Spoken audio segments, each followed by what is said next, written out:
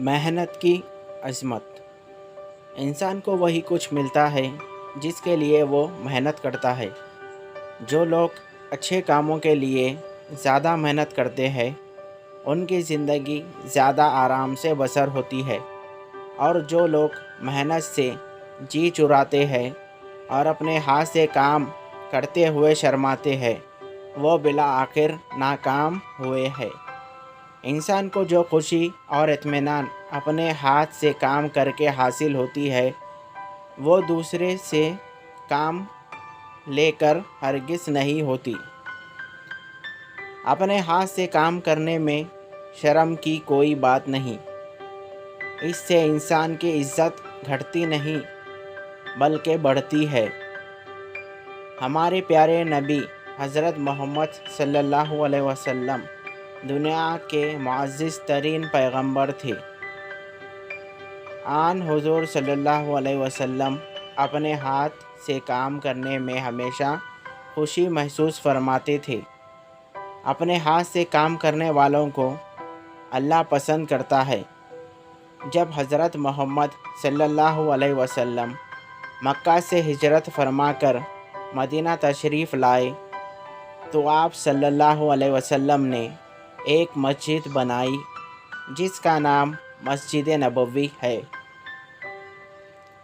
یہ مسجد مزدوروں اور کاریگروں نے نہیں بنائی تھی بلکہ صحابہ اکرام رضوان اللہ تعالی علیہ اجمعین کے ساتھ رسول اکرم صلی اللہ علیہ وسلم نے اپنے ہاتھ سے تعمیر فرمائی تھی۔ صحابہ اکرام رضی اللہ تعالی عنہم نے آپ صلی اللہ علیہ وسلم سے عرض بھی کیا، یا رسول اللہ صلی اللہ علیہ وسلم،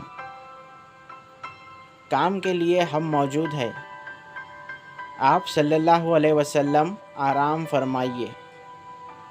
لیکن حضور پاک صلی اللہ علیہ وسلم نے ان کی یہ درخواست قبول نہیں فرمائی اور مسجد کی تعمیر میں خود بھی بڑھ چڑھ کر حصہ لیا۔ یہی نہیں بلکہ آپ صلی اللہ علیہ وسلم تو اپنے جوتوں تک کی مرمت اپنے ہاتھ مبارک سے فرما لیا کرتے تھے اور ان کام میں کوئی شرم نہیں کرتے تھے۔ آپ صلی اللہ علیہ وسلم نے صحابہ اکرام رضوان اللہ تعالی علیہم اجمعین کا بھی یہی حال تھا۔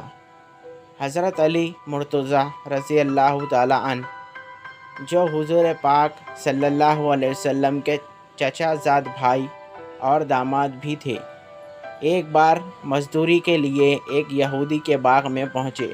اس نے حضرت علی رضی اللہ تعالی عنہ کو کنویں میں سے پانی کھینچنے پر لگا دیا جو بڑا مشقت کا کام تھا۔ حضرت علی رضی اللہ تعالی عنہ نے یہ کام بڑے شوق سے انجام دیا، اور جب اس کام کی اجرت کے طور پر یہودی نے انہیں کھجوریں دی، حضرت علی رضی اللہ تعالی عنہ نے ان کھجوروں میں سے آدھا گھر لے گئے اور آدھا راستے میں ہی خیرات کر دیا۔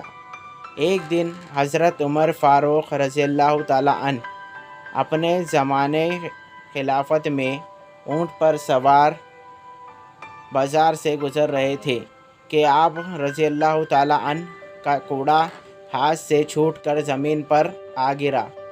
لوگ دوڑے کہ کوڑا اٹھا کر آپ رضی اللہ تعالی عنہ کو دے دیں، لیکن آپ رضی اللہ تعالی عنہ نے انہیں منع کر دیا اور فرمایا کہ انسان کو اپنا کام اپنے ہاتھ سے کرنا چاہیے۔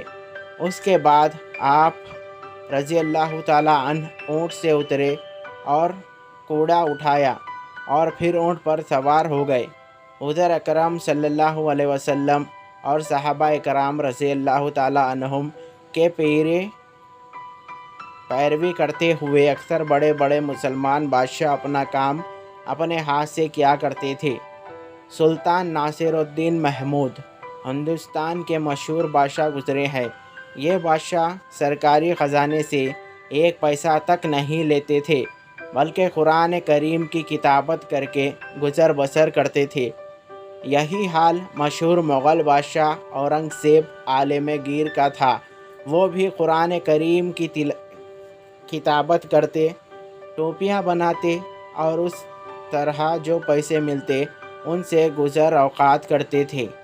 جب دنیا کے ان عظیم انسانوں نے ہاتھ سے کام کرنے کو عجیب نہ جانا تو ہم محنت مشقت کو عجیب کیوں سمجھے؟ کیوں نہ ہم بھی ان بزرگوں کی طرح اپنے ہاتھ سے محنت کر کے دنیا میں عزت اور ترقی حاصل کریں۔ Thank you. ہیلو ویورز، میں ہوں آپ کا اپنا دوست سلمان۔ امید کرتا ہوں آپ سب خیریت سے ہوں گے۔ اگر آپ میرے چینل پر نئے ہو تو میرے چینل کو سبسکرائب کریں اور بیل آئیکن کو آل پہ سیٹ کریں تاکہ میری ہر آنے والی اسٹوری کا نوٹیفیکیشن آپ کو ملتا رہے۔ اگر آپ کو یہ اسٹوری اچھی لگی تو اس اسٹوری کو بھی لائک کریں۔ تب تک کے لیے مجھے دیجیے اجازت۔ Thank you for watching.